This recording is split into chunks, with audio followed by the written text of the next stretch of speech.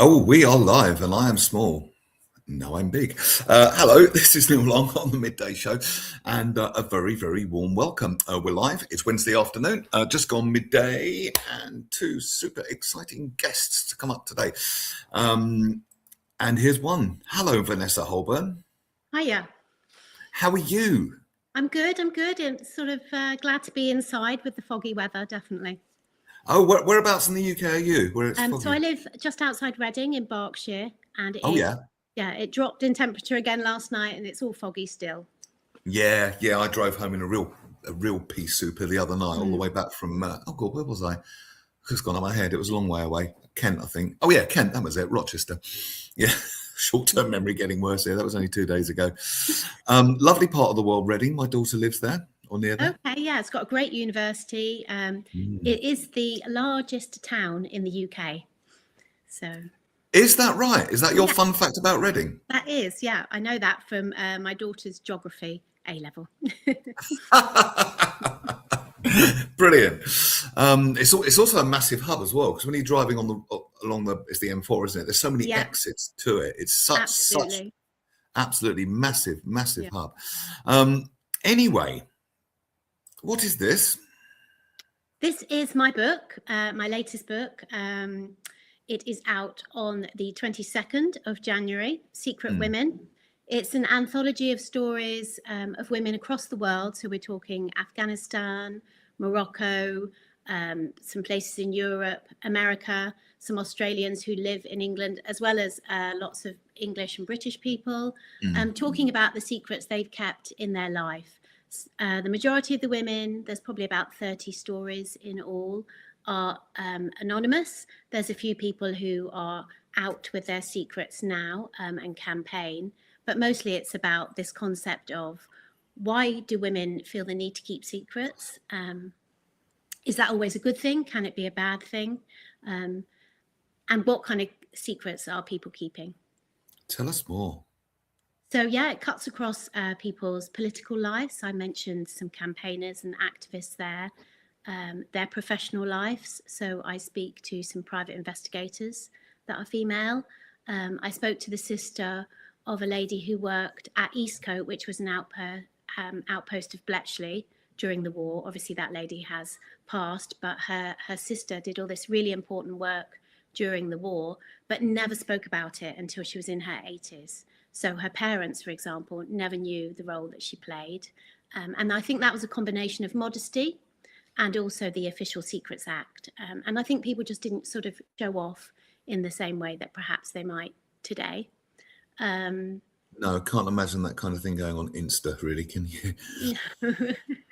Not that they had Insta back then. And even if they did, I imagine it wouldn't have. Well, yeah, plus it's an official secret, isn't it? Exactly, yeah. I think in the 70s, some people were a little almost too traumatized to talk about it. Absolutely. And I think those people who were working for the government, but back in England, felt that perhaps the trauma belonged to, the active soldiers who obviously came back very much affected by the things they'd seen and what they'd witnessed. There's also personal life stories, people's relationships, secret relationships, affairs, their sex life, perhaps things they don't want to be judged about. Working wise, there's also people that create adult content, work as professional mistresses, and it's interesting they're not just keeping their own secrets, they're often keeping the secrets of their clients. So that's a two-way. Oh, now we're getting juicy, because everyone who's listening wants to. Absolutely. I mean, there's some. I mean, don't say anything you're uncomfortable with, of course. Yeah, of course. Yeah, there's people who are into kink, all sorts of things. That they would happily share, and maybe they have a community that they share that with, but on the larger scale, they know that might affect how people could see them, how it might affect their work. They're not doing anything illegal, and make that quite clear. No. And people who have in the past had relationships that looking back, they wouldn't be doing today, but that was an experience. And it's a privilege, obviously, for them to share the secret with me. And they're completely unidentifiable in the book. So it's a nice open space for them to share. Other How do you people. find these people? Okay, so a lot of social media adverts, if you like, posting various places. I also went a bit old school and pinned up notes in coffee shops. And then, I obviously everyone I knew I was writing, and I encouraged them, to share my little leaflets and posters. So people came to me, and I think for a lot of people, there's two parts of that. They might want to speak to me because they want to help other people in their situations. Some of these people, for example, suppressed maybe their sexuality or a diagnosis of mental health or ADHD, and they don't want other people to feel that same kind of pressure that maybe then affected their lives So negatively. they sort of use their experience to help other people. They're Let's happy say to share let's say stuff. someone suppressed their, because we're quite a suppressive culture anyway, aren't we? So let's say someone has suppressed their sexuality. Yeah. And so for the example in the book would be, a lady had a heterosexual life. She got married, she raised children, but she knew that she was different. And, she's in later life now. So obviously many years ago, that was still very much frowned upon. She thought she could kind of suppress it, but, that led to alcoholism and just stopped not being herself. So looking back, she obviously wishes that she'd been more honest when she was younger. And I mean, I think with things like that, thank goodness we live in a culture now that's more accepting of, talking about sexuality. It's a massive spectrum, massive, as are many things. What is entirely right and wrong? There isn't really, is there? As long as you're not harming anybody, in anything. There's no sort of right or wrong written in the sky. But I think we're becoming more open and tolerant to the I think the diversity of it.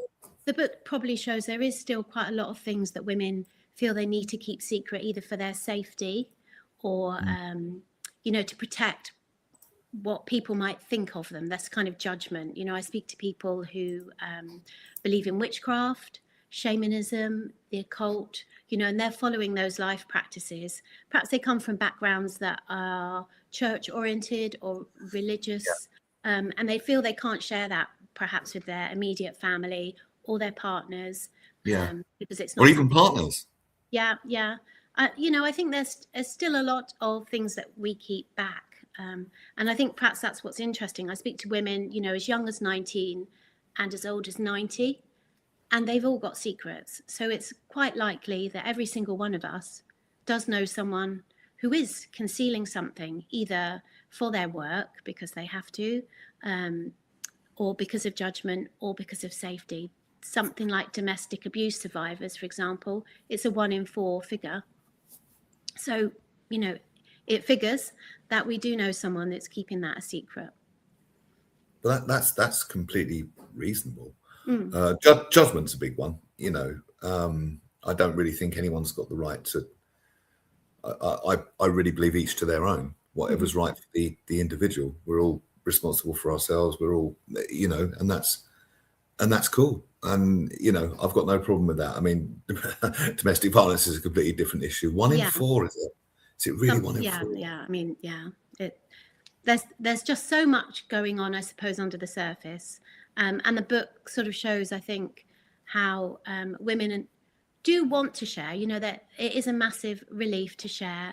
The stories are written in the women's own words. So obviously, I would speak to them. I'd write it up. I'd return it to them to sort of have full editorial control. I didn't want anything in the book they wouldn't be happy with.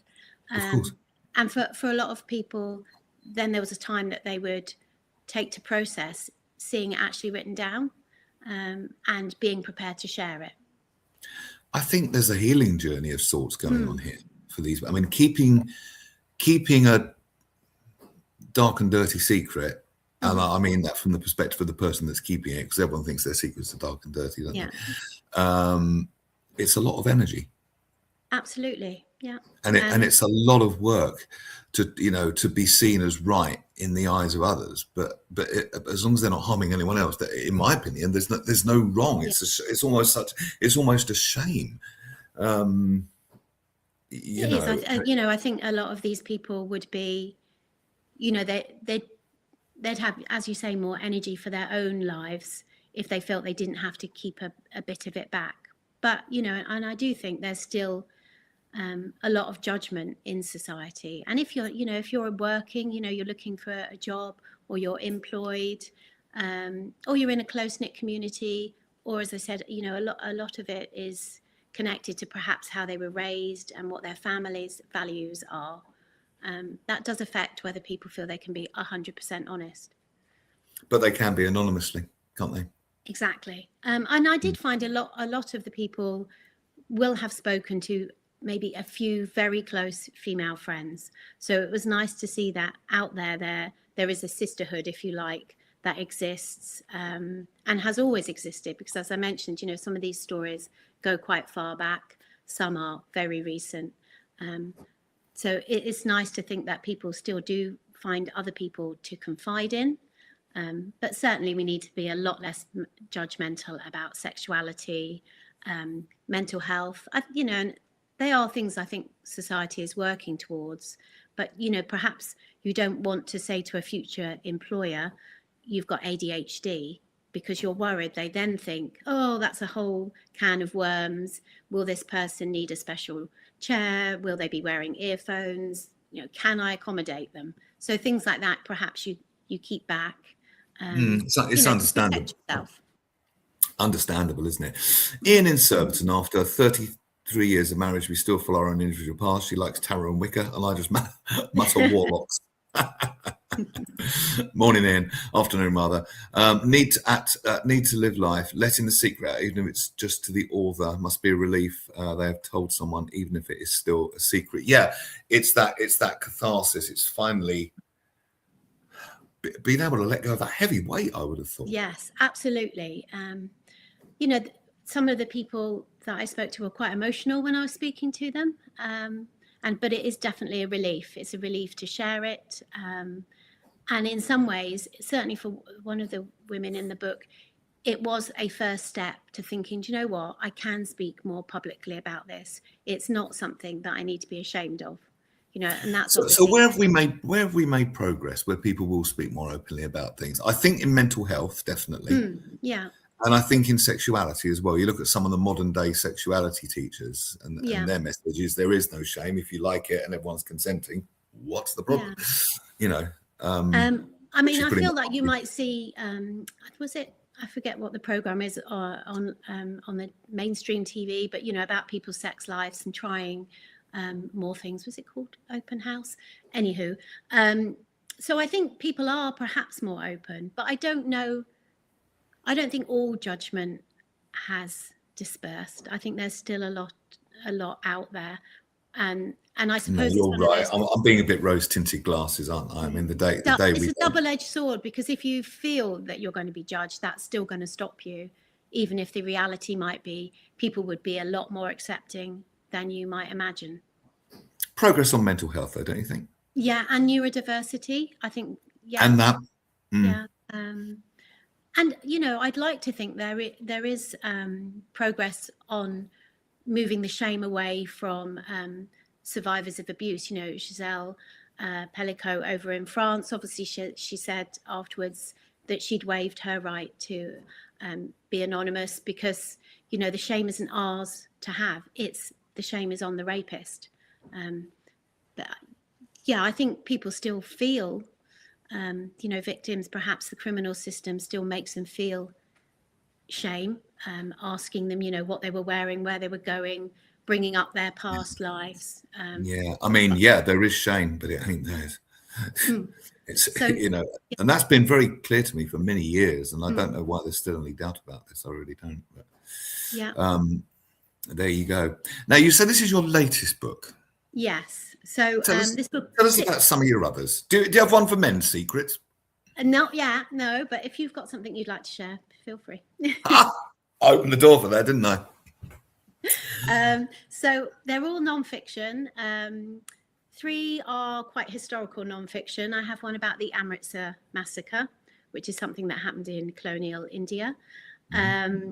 I have a Holocaust memoir taken from the letters of a Hungarian Jewish lady who knew nothing about her family's history at Auschwitz and in work camps, because her parents had chosen not to speak to her at all. So when she was in her 70s, she finally got round to kind of decluttering her home, found this Pandora's box of all this family documentation. And I worked with those letters. We worked through all the history and found out everything we could. I have a book about the Profumo affair, which is obviously quite close to me in Berkshire. And then I have some how-to books taken from a political campaign that I was involved in that brought in a new law to stop kittens and puppies being sold in pet shops and boot fairs, things like that. So one book is called How to Be an Activist, and it works through all the things I learned from that campaign. And one is How to Pick a Puppy, which is an ethical guide to getting a puppy to make sure you don't end up with puppy farming. Just something I picked up on there for a second. I can understand why puppies shouldn't be sold at boot fairs, of course, but pet shops. But pet shops? Pet shops, because they don't get them from what I would call ethical breeders. They get them from massive, and I mean massive, puppy farms. They were bringing them in from abroad, where obviously there's no regulations whatsoever. And a healthy, well-socialized puppy, which is obviously what you want if you're going to spend 10 to 15 years with that dog in your life, needs a really nice, firstly, all the parents need to be health checked. And then it needs to really, the mother dog needs to be in a home environment when those puppies are very little. The mother dog needs to know love, needs to trust humans, needs to be physically safe and well. Otherwise, those kind of health problems and personality problems, if you like, behavior problems, can be passed onto those puppies. Those first 8 to 12 weeks of a puppy's life are so important for how their temperament will be later on. Sounds a bit like human beings. Absolutely, yes. Yeah, I agree. Yeah. I always remember when I used to go walking around the park and I meet this guy with a pit bull every morning. And of course, I can imagine the first thought that sprung into everyone's head. But this creature was lovely. Yeah. And he says there, this particular creature was lovely. And he said, you love them like human beings and they love you back. It's as simple as that. Dina Walters says, at least at pet shops, they're treated very well. Do you agree? Well, for a start, it's now illegal in England anyway. And there are lots of reasons why that law was passed. Hang on. It's illegal to sell. I've missed something here. Yeah. That was, I think, April 22, the law changed. I never knew. Yeah. Oh, well, there goes the royalties for that song. How much is the doggy in the window? Yeah, exactly. Certainly, the pet shop that I was very familiar with did not treat the dogs well. The puppies were left overnight. Basically when the shop shut until the shop opened in the morning, those puppies were on their own. Now, anyone who's had a very young puppy will know that they cry at night when they're little, when they've just been taken away from their mother. So yeah, I wouldn't say that a puppy should be in a pet shop. People coming in all day long, poking it, picking it up.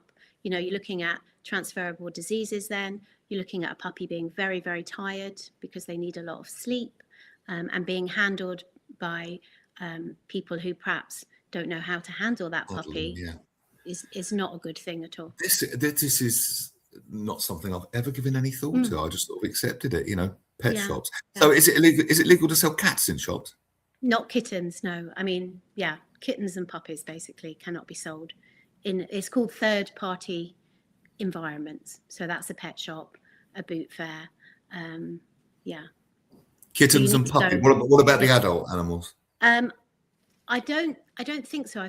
I'm not 100% clear on that, but the law that we brought in was for puppies. This law is a result of your campaign? Not only mine, I should say. I was just one small cog in a massive team. But I was involved in that. It was called Lucy's Law. If anyone out there wants to Google it and learn a bit more, if you did # Lucy's Law. I think there's an important takeaway here because people bemoan the state of the world all the time, and that's all they do, sort of bemoan it. Yeah.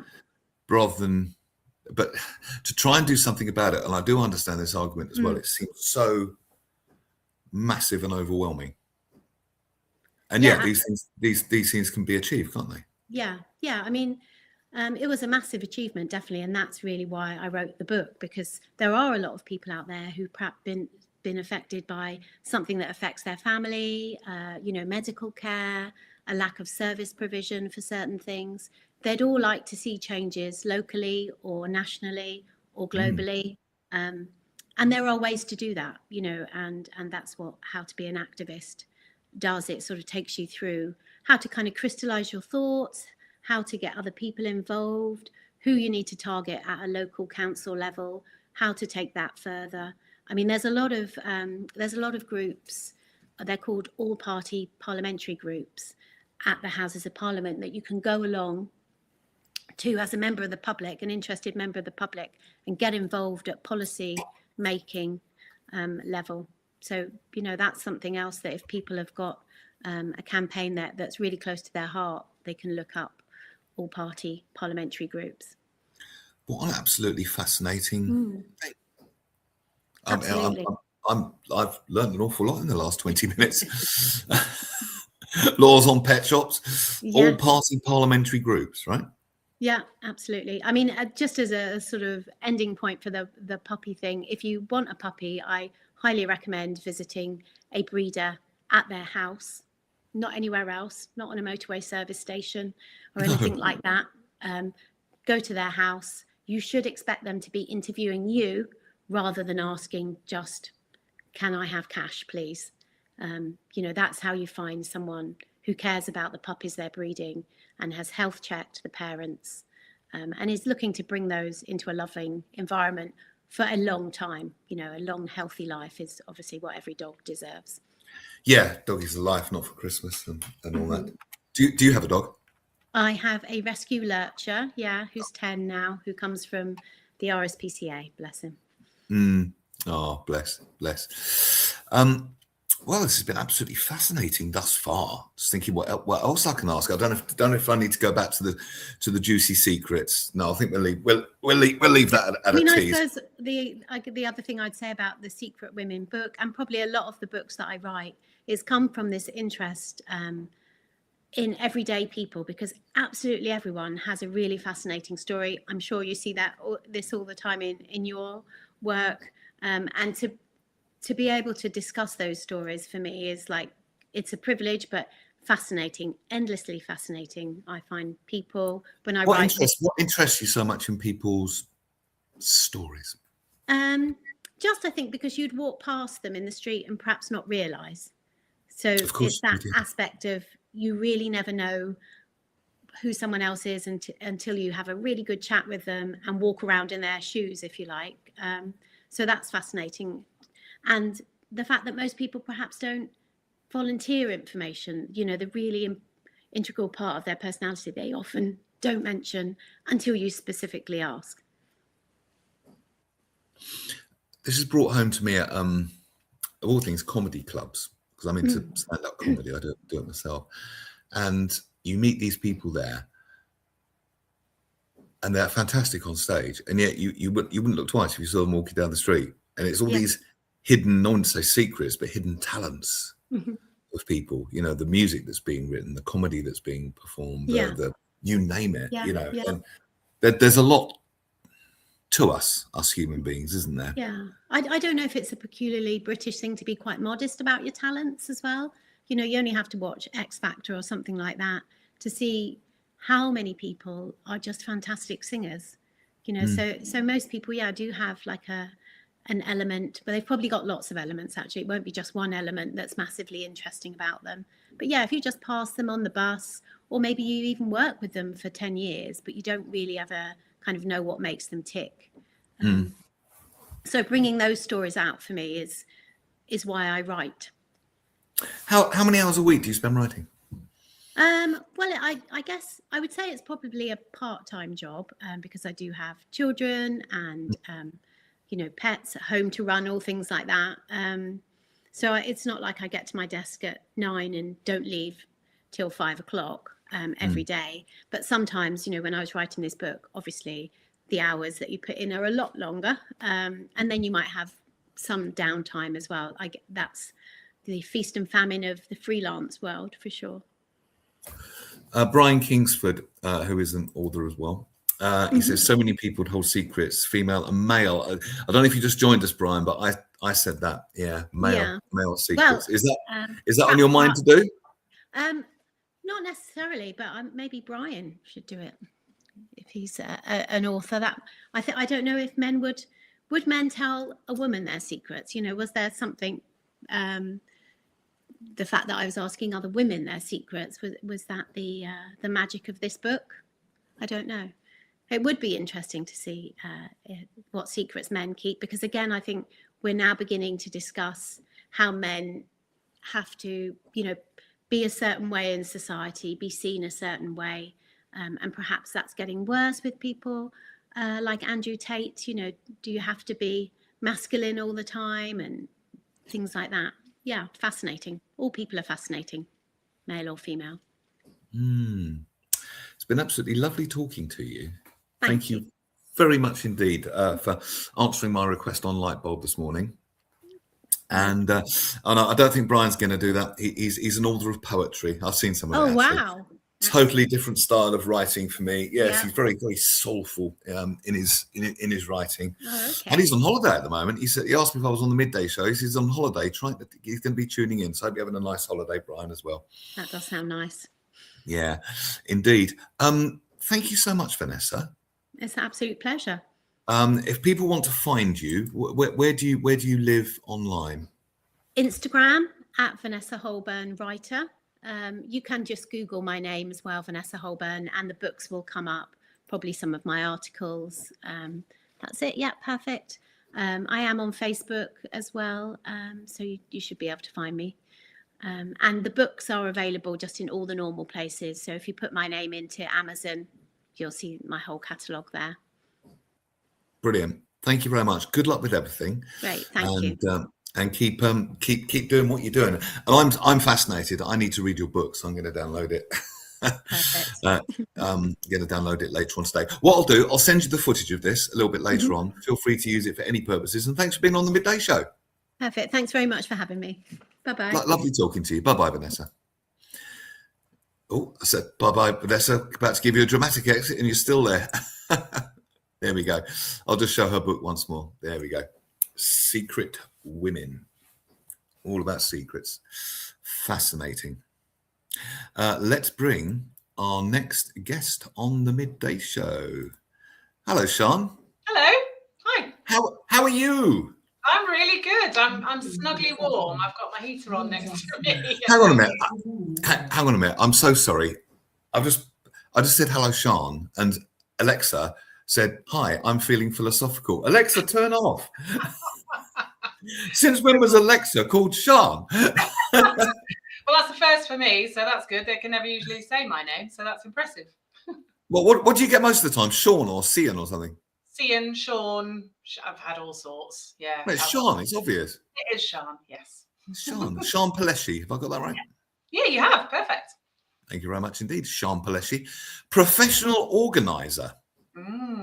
Tell me more. So, yeah, I support people in their homes with their physical and mental stuff, I suppose. It's the best way to describe it. Oh, more detail, please. More detail. So I've been a professional organizer for a long time, but as a business for just over coming into my 10th year now, and I'm also APDO president, which is the Association of Professional Declutterers and Organisers. That's behind me. That's been going for 20 years or so, and I help people when they feel overwhelmed with their environments. And it could be to do with a build-up of stuff. It could be that they've just acquired a load of stuff that they weren't expecting through a bereavement or something. Or it could be that just their systems and their processes aren't quite matching up with their day-to-day working. So well, we go through these one by one because I don't like I can be quite cluttered, but I don't like a cluttered environment. But I'm reading a book at the moment. They talk about the importance of decluttering. It's not a question of not having stuff. It's not say to live a completely, I don't know, ascetic lifestyle with, Zen lifestyle with nothing. That's not what it's about, but it's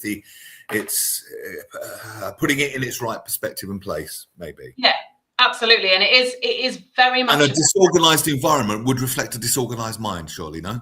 Not necessarily, no. I mean, No? no, I don't think so. I think, everybody has their level of clutter that they can cope with, and that their brain allows for. And some people are naturally untidy. Okay, they're never going to have a space that looks really orderly and really organized, but there is an order to the stuff that's there, so they know where to put, where to pick up something, because where they dropped it's in that vicinity.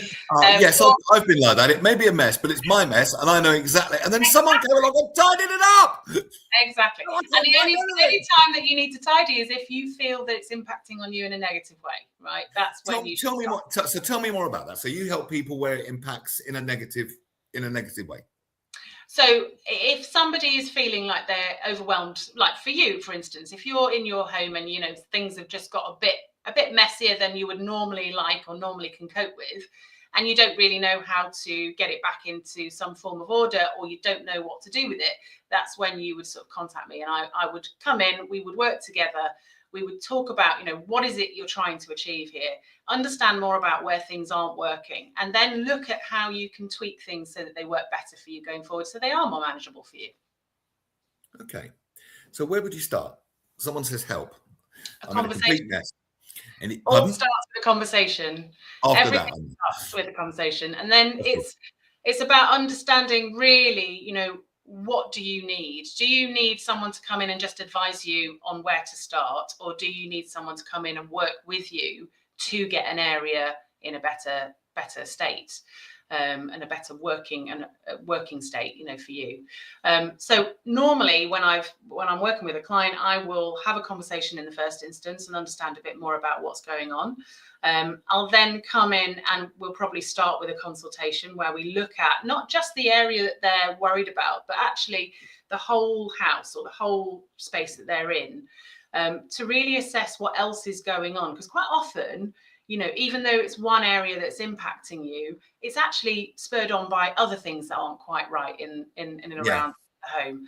So if we can assess that and understand what's going on there, we can then start to put a plan of action together to work out where to start, what to start with, and the process that we're going to work through it. And that's then either requires that they go off and do it themselves, or I come in and I work with them and we work on it together. Have you done any TV work? No, I haven't. just wondered. It sounds like something that should be on TV. Well, there are shows on that do this kind of thing. There's a number of shows that have popped up over the last few years where they bring in a professional organizer as well as other skilled tradespeople to be able to help somebody and do things. So I'm looking at Association of Professional Declutterers and Organisers. Yeah. ABDO. I'm learning so much on this show. I didn't know that was a thing. There's an association. How did all this start? How did you get into this? I got into this. So my background is in events and event management. I've always been a bit of an organizer, and I needed a change of career around roughly 15 years into my career in events. Decided I wanted to start a family and wanted to do something where I could still enjoy helping other people. That's my biggest driver. Is I love to help other people do things that can improve their life in some way or improve their experience. And it was actually a colleague of mine at the time that just said, have you thought about working with small businesses? Which is where I started. I worked originally set up Sorted to go in and help SMEs to be able to look at their systems and the processes within the business and also their environments, their working environments.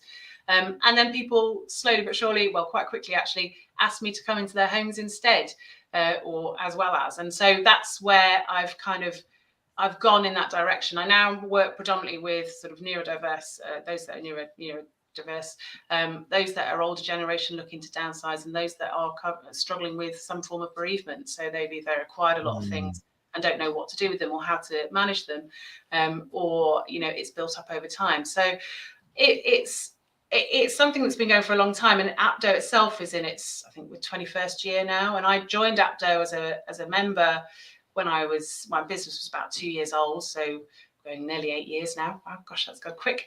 And I fairly quickly jumped on the board.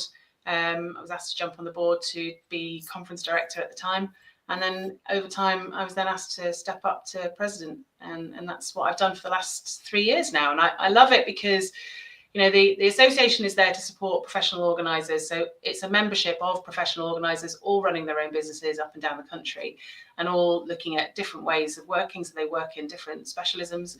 But it's also about, you know, we provide training, we set the standards for the industry. So everybody that's a member signs up and signs up to a code of conduct. They have to have insurance documents that are checked every year. We have a really strong community feel within the membership. So quite often, although we don't discuss clients, we often talk about, you know, situations that we've come across and help each other through that. And then we also, as an association, are there to just promote the benefits of being better organised and having that help. And the really good thing about APDO is that there's a find an organiser service, you know, section on the website. So if you need an organiser in your area, you can just put your postcode in and it will bring up a list of people that are close by. Wow. Yeah. Brilliant. I never knew it was a thing. No, It's amazing. It's amazing. I mean, do people commonly know about this? I mean, obviously you market yourselves. How widely is it known, do you think? I think it's really widely known nowadays. It's just me then, clearly. I mean, you're always going to come across somebody that doesn't know it as a profession, but then there's always going to be professions out there that people kind of go, oh, I never knew that was even a profession, you know. And to be perfectly honest, I didn't even know it was a profession when I first set up. It was, for me, I was just looking at, you know, helping businesses, and I didn't think anything of it wider than that. And then came across the association and was bowled over by, you know, the fact that it has this colleagues, not competitors feel, which is really important, and actually really nice way to be. And just, you know, got to know more about it then. I mean, we're connected to associations worldwide. So, you know, there are associations in other countries that we connect with, that we share information with, and that we support each other with through our annual conferences and things like that. So, you know, it's actually much bigger than you ever imagined it would be. And we're really lucky that in the last sort of 5 to 10 years, we've had so much more positive news, I suppose, come about it. Yes.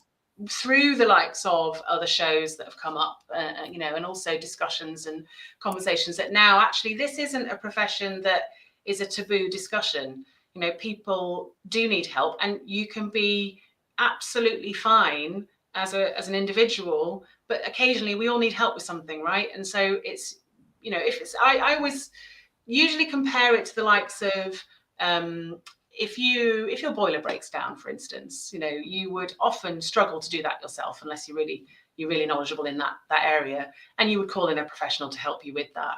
It's the same. It's the same with looking at your systems and your processes and your belongings. You know, sometimes we get to a point where something breaks and you kind of go, oh, I need some help with that. There's nothing wrong with asking for that help. Tell us more about systems and processes. So that's really looking at things like, you know, how do you do things in your home? So when you walk into the door through the front door, what's the first thing that you do? Do you take off your coat and then sling it on a hook? Do you drop it on a chair? Do you have somewhere to put it, or do you have to walk further into the house to be able to put it somewhere? And is that manageable? Is it something that is easy for you to keep on top of? Is it something that allows you to make sure that things are kept tidy or in a reasonable state, so that when you then need to use them again, you know where to find it? And do you feel happy with how things look as well? Because sometimes it does come down to aesthetics as well as the function. But the function and the form, the function is the key thing that has to happen first. That's got to be perfected. And I say perfected lightly, because nothing is ever perfect, by the way.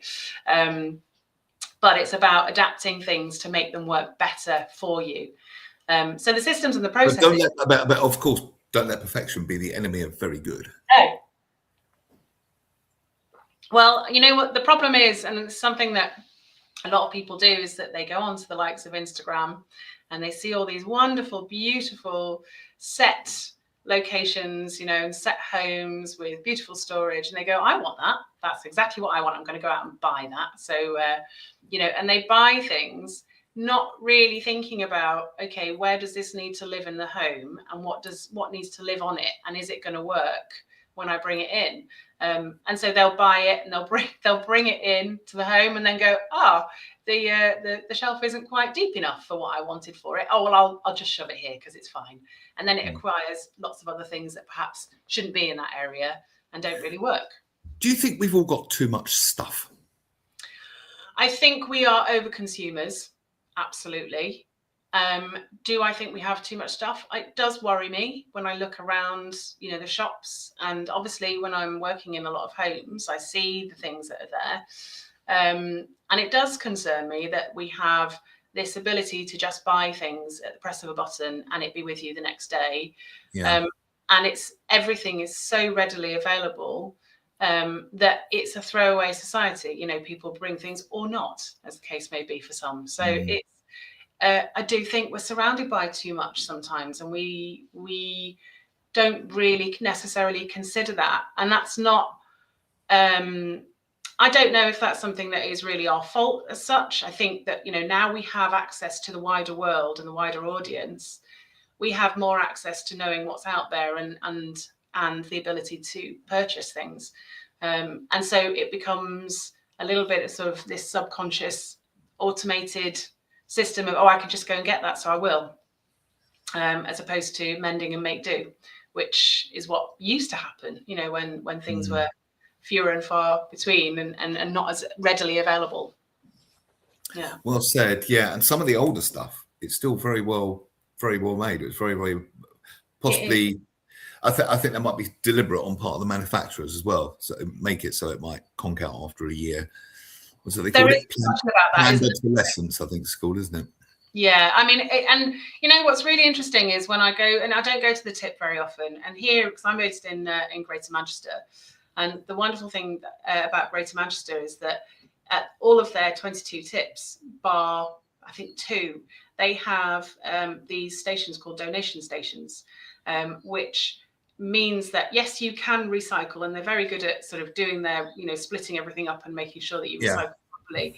But actually it allows you to put things that you wouldn't necessarily sell in the charity or can't sell yourself, but could still be used by somebody. And you put it in the donation station, they will take it away, they'll fix it if it needs fixing, they'll tidy it up a little bit, and then they'll sell it on in one of their 3 shops, or online. So it means that it's going back, we've got this circular economy that then it goes back into the economy, and it's able to be used by people. And a lot of people don't know it's there, and it's like, I love the fact that we can try and keep a lot of things out of landfill, and we're able to utilize things in so many ways and give things out in so many ways that we never have before. There are so many apps, so many local community apps as well, like nextdoor.com or Olio, where you can gift something away that you don't want anymore, but somebody could use, to somebody that really does want it. Is that a bit like Free Cycle? Is that another one? Yeah, so that's the same sort of concept. You list something. Olio was great because it's set up originally to reduce food waste. So anything that you decided you didn't want anymore, whether it was just slightly past its best or even past the best before, but still potentially usable, you could offer it out and somebody local could use it. So it saves it from going into the skip or into the bins. And then they expanded that to items. So I remember when it first came out and they started working on items, I was gifting away things like, Tupperware boxes without lids, or pens that were half used, or even half used toiletries and cleaning products, because people want it and they will use it. Rather than just chucking it away. Absolutely. No, I think you're absolutely right. We do live in a very throwaway society.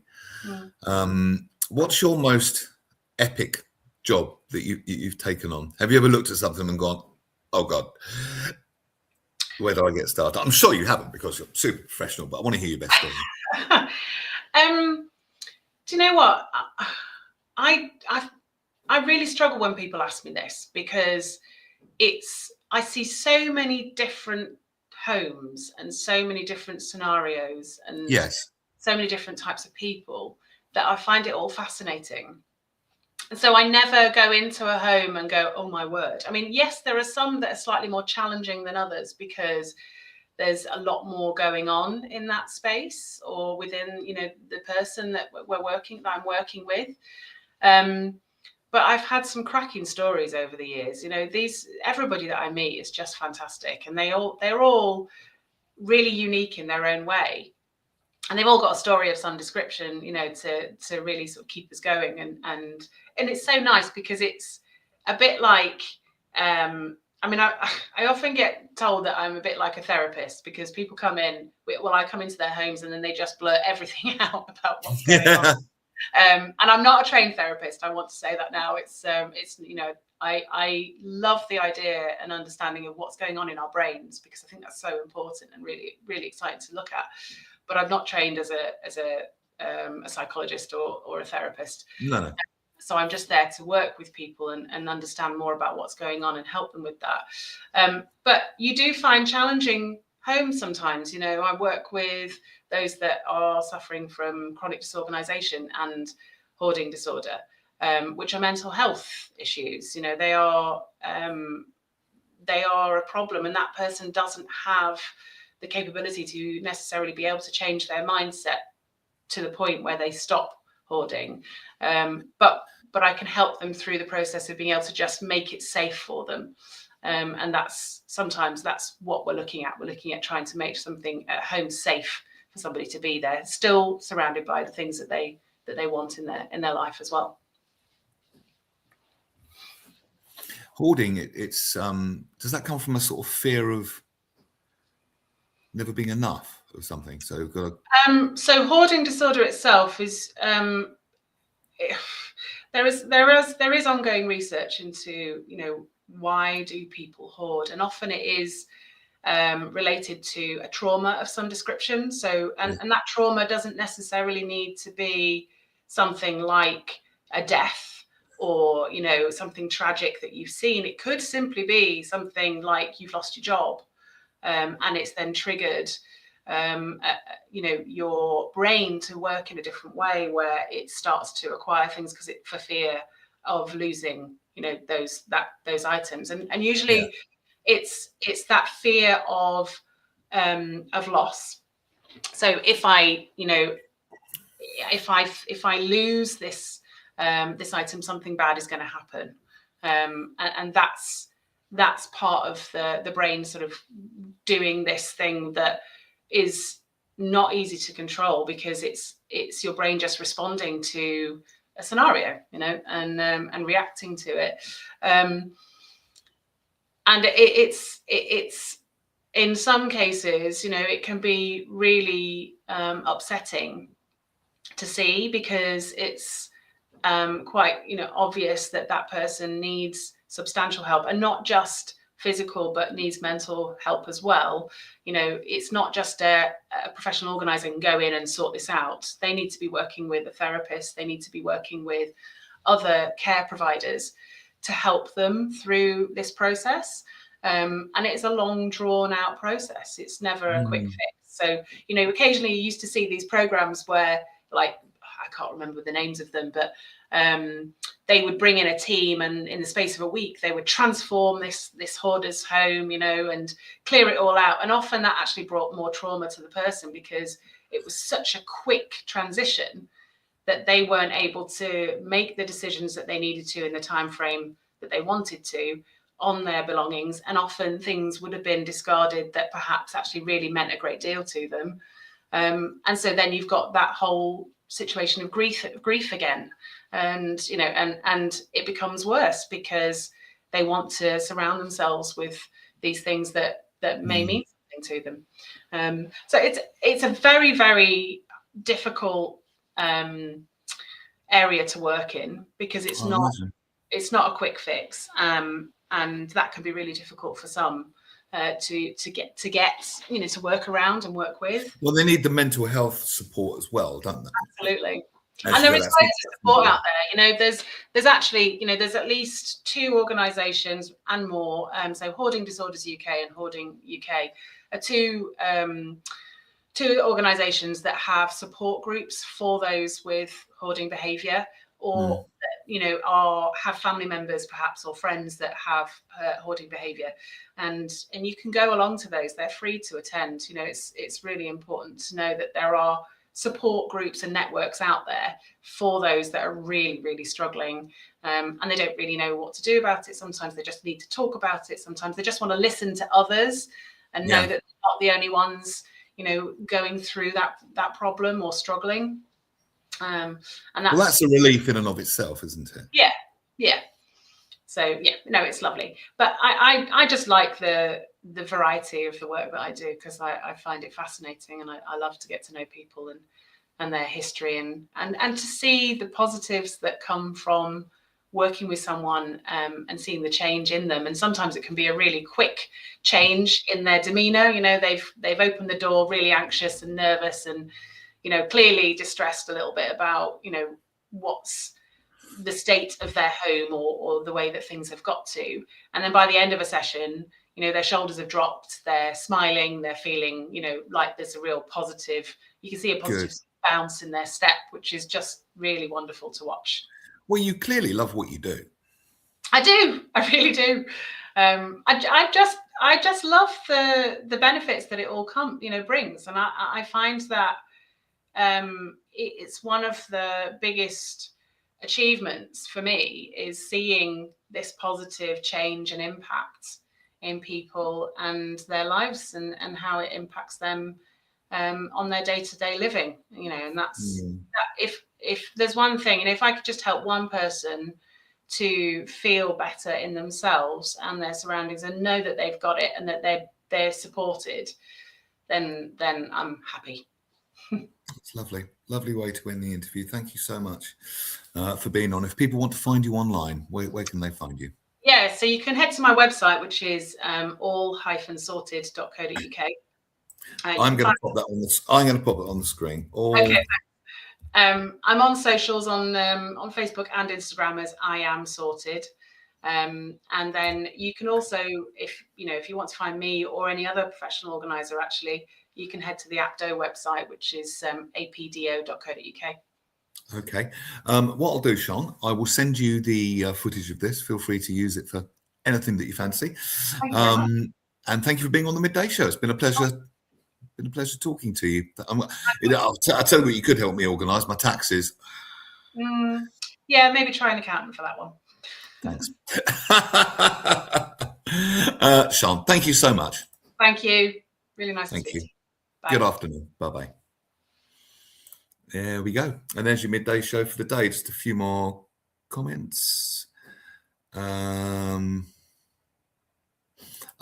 an interesting one. Recently started sorting out my spare bedroom that's packed with my late wife's clothes and items, taking over a year to clear it as guilt tin that I had to get rid of it. Yeah, that's very understandable. That's really, really understandable. Brian, I hope you're having a really lovely holiday. It took me ages when someone died to even change the room they used to live in. Very, very, very difficult, very, very, very challenging indeed. It is an emotional thing. I think Sean made that point very well. She said it was very complex and not a quick fix, and I understand that, but maybe not everything is. Russ and the gang are back on Friday with Chantal Ricard, Screen Queen, and Jonathan Baz, Theatre Critic, and I'll catch you Monday with Russ. Very good afternoon. Thanks for being on the Midday Show, or thanks for watching the Midday Show, I should say.